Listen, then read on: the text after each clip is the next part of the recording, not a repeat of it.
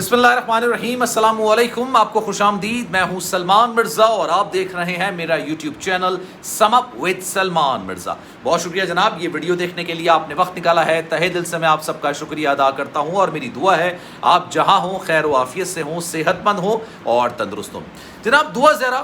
کراچی سے لاہور تک کیسے پہنچ گئی، کس طرح سے اس نے ایک رکشہ لیا، رکشہ لینے کے بعد اس نے اس کو پیسے بھی ادا نہیں کیے، پھر ایئرپورٹ سے جا کے ایک ٹیکسی لے لی اور ٹیکسی ڈرائیور کے ساتھ جس کو وہ جانتی نہیں پہچانتی نہیں، اور ایک نارمل سے ٹیکسی ڈرائیور نے ایک نارمل سی لڑکی کو جس نے گھر کی چپلیں اور گھر کے کپڑے پہنے ہوئے ہیں اور جس کی جیب میں ایک 10 روپے بھی نہیں ہے، اس نے 1200 کلومیٹر کا فاصلہ طے کروایا اس لڑکی کو اور جا کے پنجاب یونیورسٹی پہنچایا۔ پنجاب یونیورسٹی سے وہ لڑکی دعا زہرا ایک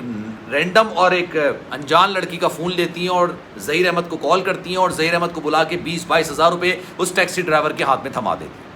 کیا یہ حقیقت ہے؟ آپ کا دل اس بات کو تسلیم کرتا ہے؟ میرا دل تو اس بات کو تسلیم نہیں کرتا، لیکن جناب آج میں آپ کو بتاتا ہوں، اگر آپ تھوڑا سا بھی انٹرسٹ رکھتے ہیں، دلچسپی رکھتے ہیں جاننے کی کہ دعا زہرا کراچی سے لاہور پہنچی تو پہنچی کیسے، کیا وہ واقعی میں لاپتہ ہوئی، کیا وہ اپنی مرضی سے گئی، کس طرح سے گئی، یہ رکشے والی کہانی، یہ ٹیکسی والی کہانی میں روزانہ بات کرتا ہوں اور روزانہ کامنٹ سیکشن میں یا پھر آپ کے جو میسیجز میرے پاس واٹس ایپ پر آتے ہیں لوگوں کی رائے ہوتی ہے یہ جھوٹ بے بنیاد غلط ہے، یہ بچوں کی سٹوری ہے اور شاید بچے بھی اس بات پر یقین نہ کریں۔ آج کل کے بچے بڑے سمجھدار ہو گئے، سوشل میڈیا کی وجہ سے ہماری عوام کافی زیادہ سمجھدار ہو گئی ہے، اس بات کو تسلیم کرنے کو تسلیم کرنے کو راضی نہیں ہے کہ کس طرح سے ایک انجان لڑکی 14 سال کی لڑکی کس طرح سے اپنی جیب میں ایک 10 روپے لیے بغیر رکشہ روکتی ہے، ایئرپورٹ جاتی ہے، ایئرپورٹ سے پھر ٹیکسی لیتی ہے، ٹیکسی والا بھی اتنا خدا ترس نیک انسان ہوتا ہے کہ 1200 کلومیٹر کا فاصلہ طے کروا دیتا ہے بنا یہ سوچے سمجھے کہ واپس بھی آنا ہے اس کو، اور دوسرا کیا اس کے وہاں پر جا کے پیسے ملیں گے یا نہیں ملیں گے۔ اور مزے کی بات وہ ابھی تک نکل کر سامنے بھی نہیں آ رہا کہ ہاں بھائی میں لے کے گیا تھا، کیوں آپ لوگوں نے ہلہ اتنا مچایا۔ آج میں آپ کو حقیقت سے آگاہ کرتا ہوں، لیکن آگے بڑھنے سے پہلے آپ سے گزارش کروں گا اگر آپ نے میرا چینل سبسکرائب نہیں کیا سلمان مرزا آفیشیل، میرے یوٹیوب چینل کو سبسکرائب ضرور کیجئے، بیل آئیکن ضرور دبائیے۔ جناب سب سے پہلے جو دعا زہرا نے اپنے انٹرویو میں بتایا کہ وہ رکشہ لے کے ایئرپورٹ گئی، اچھا بنیادی بات یہ کہ اس کے والدین نے سندھ ہائی کورٹ میں یہ اپلیکیشن دائر کی تھی، یہ مقدمہ دائر کیا تھا کہ ان کی بیٹی کو اغوا کیا گیا، ان کی بیٹی کو بازیاب کرا دیا گیا، بازیاب کرانے کے بعد 8 تاریخ کو عدالت میں پیش کر دیا گیا، اس کے بعد سے یہ کیس ختم ہو گیا۔ لیکن جناب آج یہ حقیقت نکل کر سامنے آئی ہے، غور سے سنی گا آپ، غور سے آپ نے سننا ہے اس حقیقت کو۔ باوثوق ذرائع سے اس بات کی تصدیق ہو رہی ہے، میں آپ کو کلیئرلی یہ بات کہہ رہا ہوں، باوثوق ذرائع سے اس بات کی تصدیق کی گئی ہے کہ دعا زہرا کسی رکشے میں اور کسی ٹیکسی میں بیٹھ کے لاہور نہیں گئی، بلکہ ظہیر احمد اور ظہیر احمد کی والدہ دونوں کراچی میں موجود تھے، دونوں کراچی میں موجود تھے جس دن دعا زہرا اپنے گھر سے لاپتہ ہوئی ہیں، جس دن دعا زہرا اپنے گھر سے نکلی اس دن ظہیر احمد اور اس کی والدہ کراچی کے اندر موجود تھے اور انہوں نے گاڑی بک کی ہوئی تھی، اور اس بک کی ہوئی گاڑی میں یہ دونوں دعا زہرا کو لے کے لاہور پہنچے۔ لیکن جب اتنا ہلہ ہوا، اتنا شور ہوا، اتنا پاکستان کے لوگوں نے اس چیز میں انٹرسٹ لیا، بیرون ملک لوگوں نے، پاکستانیوں نے انٹرسٹ لیا، تب جا کے انہوں نے ایک کہانی بنائی، اور کہانی کس کے کہنے پر بنائی یہ بھی میں آپ کو بتاتا ہوں، غور سے سنیے گا جناب۔ جو لوگ اس سارے معاملے میں کار فرما ہیں، جو لوگ اس سارے معاملے میں اپنا کردار ادا کر رہے ہیں پردے کے پیچھے بیٹھ کے، ان کی جانب سے بنائی گئی کہانی دو کہانی، ایک تو یہ کہ دعا زہرا کو کس طرح سے لاہور پہنچایا گیا، رکشے کی کہانی، ٹیکسی کی کہانی۔ یہ بات میں اپنے ہر ویلاگ میں کہتا ہوں کہ جناب کوئی بھی ٹیکسی، آپ گھر سے باہر نکلیں،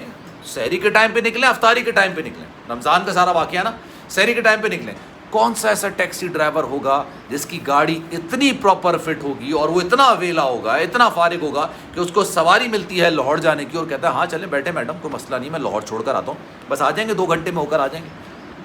کون ایسا ہوگا؟ اس کے لیے باقاعدہ سے گاڑیاں بک کی جاتی ہیں، اس کے لیے گاڑیاں باقاعدہ سے ہائر کی جاتی ہیں، اور پھر وہ اپنا ساز و سامان لے کے کراچی سے لاہور کے لیے نکلتے ہیں۔ بنا ہائر کی گاڑی، بنا کسی کی بکنگ کی گاڑی کوئی بھی لاہور سے کراچی ہے، کراچی سے لاہور نہیں جا سکتی۔ اگر آپ کو میرے دعوے میں ذرا سی بھی حقیقت نہیں لگ رہی ہے تو آپ یہ خود کر کے دیکھ لیں، آپ باہر نکلیں، اگر لاہور میں رہتے ہیں تو کہیں یار مجھے کراچی جانا ہے، چلو گے؟ وہ آپ کا مذاق بھی اڑائے گا اور کہے گا پاگل ہو، چلو آگے بڑھو۔ اور اگر آپ کراچی میں اور کہیں یار مجھے حیدرآباد جانا ہے، چل رہے ہو کیا کسی، لاہور تو دور کی بات ہے، وہ بھی آپ کو اسی طرح کا جواب دے گا، کیونکہ ایسا ہوتا نہیں ہے، پاسبل نہیں ہے۔ जिस दिन दुआ ज़हरा गायब हुई, जिस दिन दुआ ज़हरा लापता हुई, जिस दिन दुआ ज़हरा ने अपना घर छोड़ा, उस दिन उसकी वालिदा यानी ज़हीर अहमद और उसकी वालिदा, दुआ ज़हरा की वालिदा नहीं, ज़हीर अहमद और उसकी वालिदा दोनों कराची के अंदर मौजूद हैं। दोनों ने दुआ ज़हरा को पिक किया, दोनों ने दुआ ज़हरा को बिठाया और उसके बाद दोनों ये गाड़ी जो बुक की गई थी उसको लेके ये लाहौर पहुँचे। इनके हाथ पैर फूल गए कि जनाब ये पूरे पाकिस्तान ये मामला सारा सर पर उठा लिया। माजरत, सब ने कहा कि यार ये पाकिस्तान सर पर उठा लिया गया है, तो इस इशू को दबाने के लिए दो कहानियाँ बनाई। एक तो ये टैक्सी और ये रिक्शे की कहानी बनाई गई, दूसरी कहानी बनाई गई ज़हीर अहमद के ज़रिया मौश के हवाले से। आप ज़हीर को देख के बताइए, आप दिल पर हाथ रख के बताइए, छोड़ देना सारी चीज़ें, आप दिल पर हाथ रख के बताइए, आपको लगता है ये 80,000 रुपये कमाने वाले की हालत हो सकती है? मुझे पता है 80,000 रुपये से घर प्रॉपर तरीके से नहीं चलता,